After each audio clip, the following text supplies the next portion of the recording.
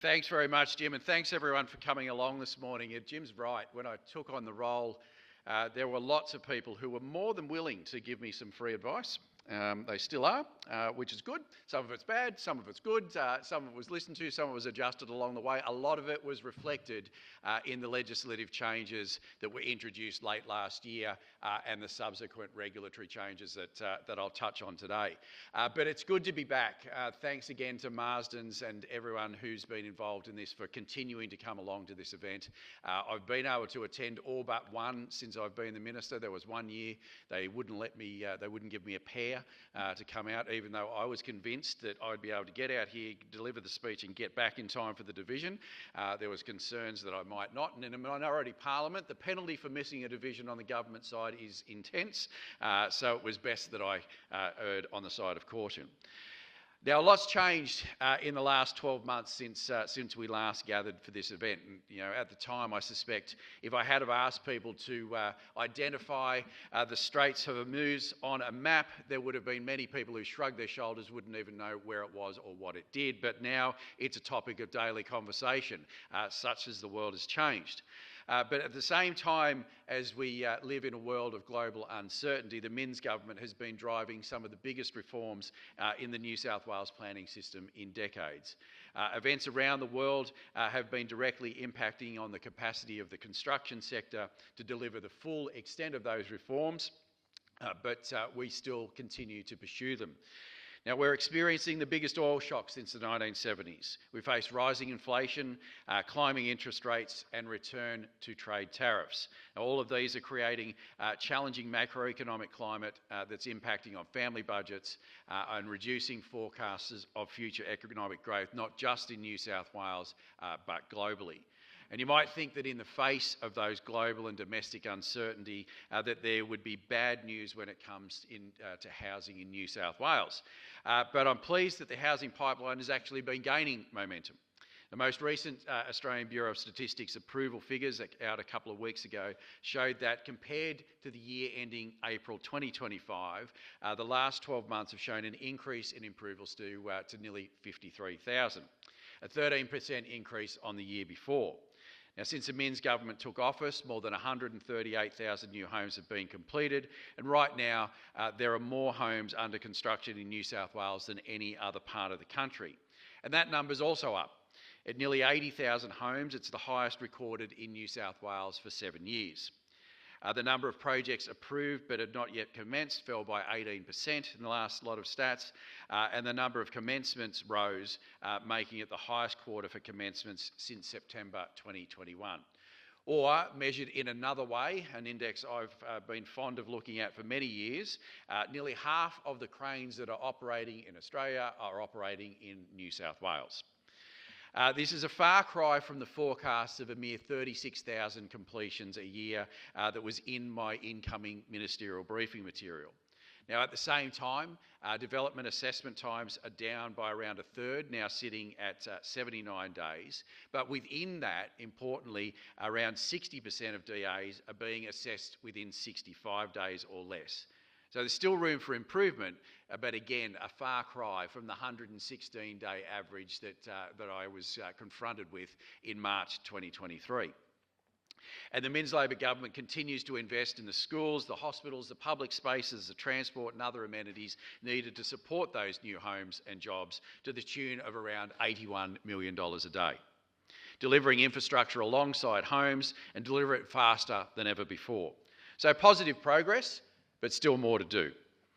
Now, these results have been because the government has been willing to take on the difficult decisions that will help build a better future for New South Wales residents, both current and future.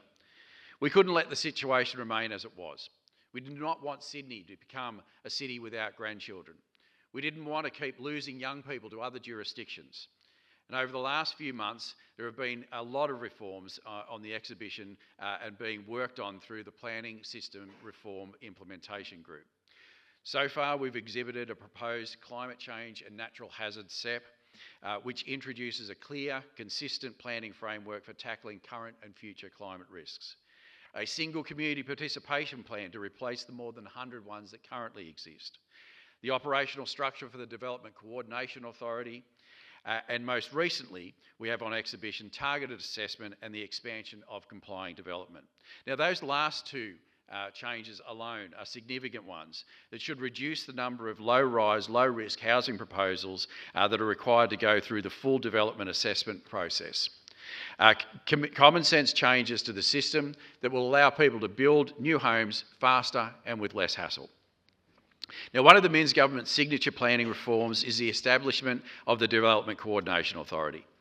On the 1st of July, so in a few days, it will start operating completely as a one-stop shop for New South Wales government inputs on planning matters, centralising the coordination of government agency responses to reduce delays and often conflicting and confusing advice from different agencies. The DCA will bring together expertise from across the government agencies so that any conflicts can be resolved quickly to provide a single, coordinated response on behalf of the New South Wales government in a strict timeframe of 28 days. To further streamline processes, we're also introducing a new statutory framework which will consolidate the more than 800 triggers for government involvement and government assessment spread across 175 different planning instruments into a single list that is clearly aligned with state priorities. And at the same time, reducing the number of triggers for referrals to fewer than 50, a reduction of nearly 95%. We're removing inconsistencies and outdated provisions that make up triggers for input easier to access and to understand. A new framework will safeguard important areas like the environment, heritage and bushfire management and prevent unnecessary referrals of DAs to the DCA. The department has been working closely with agencies for many months to establish the DCA's structures, understand agency systems and frameworks and develop future ways of working. But the DCA won't only be better for proponents. It will assist councils and governments in dealing with the matters more quickly and consistently. The DCA will not just support more efficient delivery of housing. It will provide a coordinated advice from the New South Wales Government on all development, including the assessment of state significant development and infrastructure projects, planning proposals and state rezonings, helping to deliver jobs, infrastructure, schools, hospitals that New South Wales needs. We're also continuing our reform journey with the Building Approvals and Practitioners Bill, set to make vast improvements to the system, and that's currently before the Upper House. Now, over the last few weeks, the Upper House has been more interested in suspending government members than they have been debating legislation.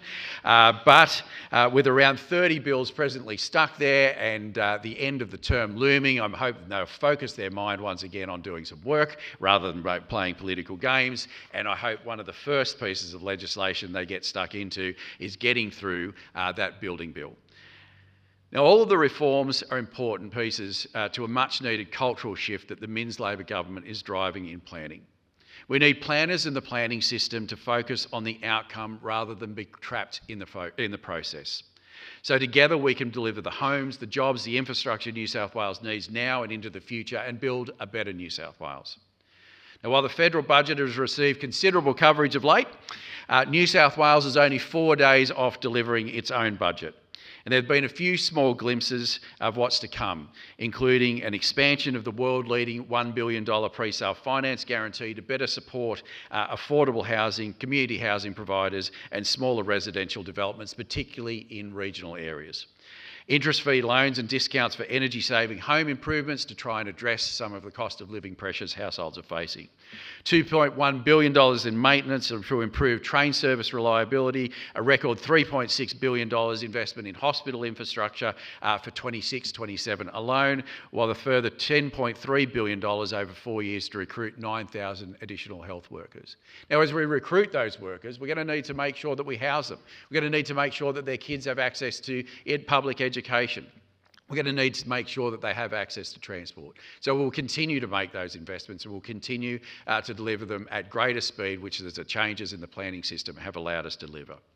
And of course, in civil construction training, we're working to upskill council workers from 7 central west, western and northwestern councils in major plant machinery critical to council infrastructure maintenance, including skid steers, excavators, backhoes, tractors, graders and rollers.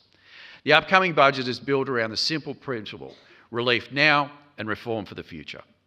Another important reform of the future is helping government embrace the productivity gains that can be generated through the smart deployment of artificial intelligence.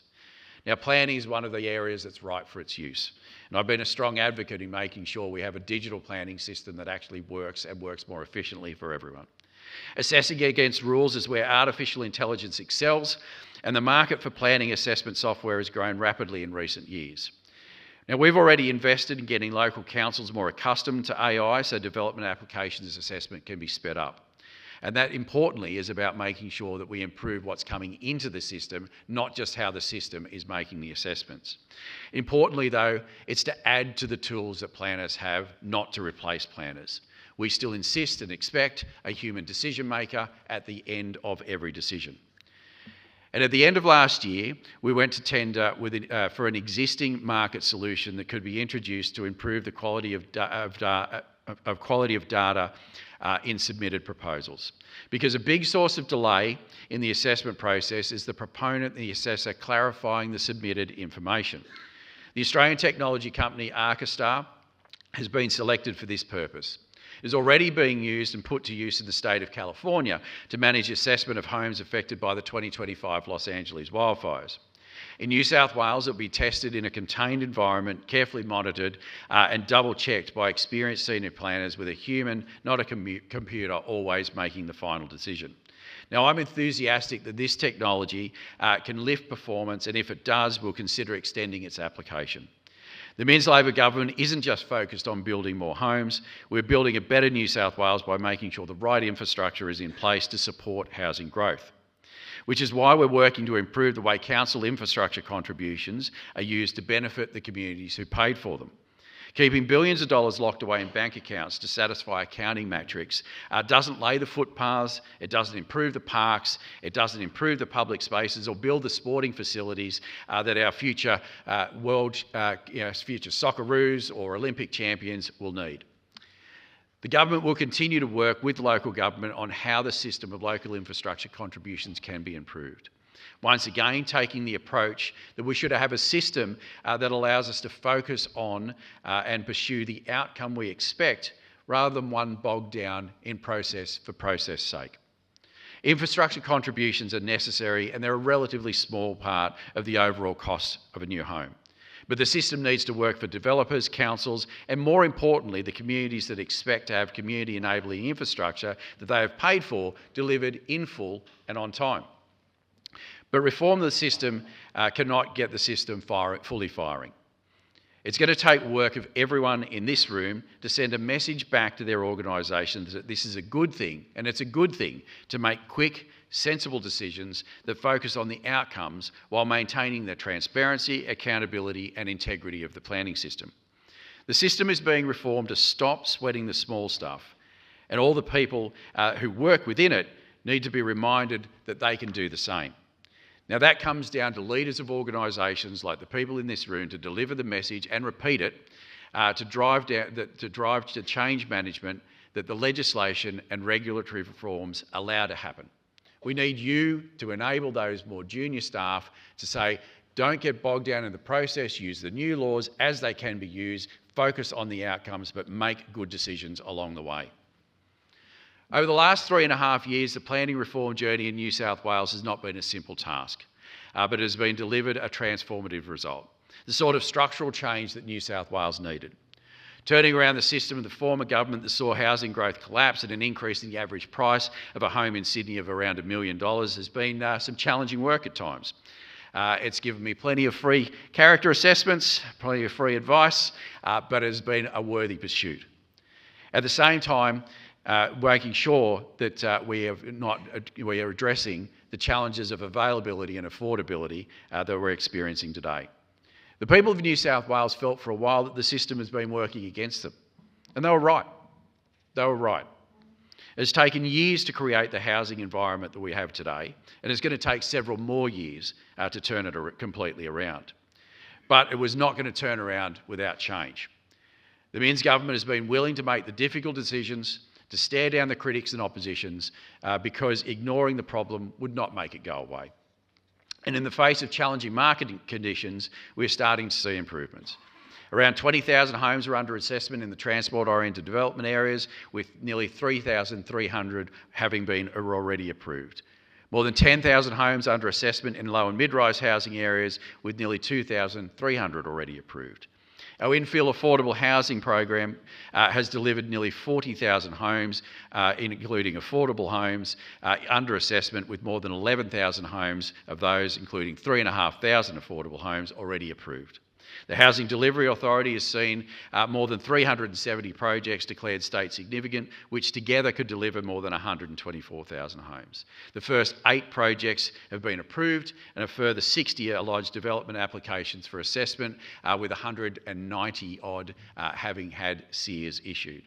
The patent book continues to generate interest, and I'm backing James and the team from Forest Small Homes, who have got the first project done in Corrimal, not just because it's in the gong, but because they're well advanced. And James went to great lengths to show that the patent book and the associated 10-day complying development pathway had him at a point where he had frames up and a roof on, and he compared that to his last similar project, where at the same length of time he was only a part of the way through the DA assessment process.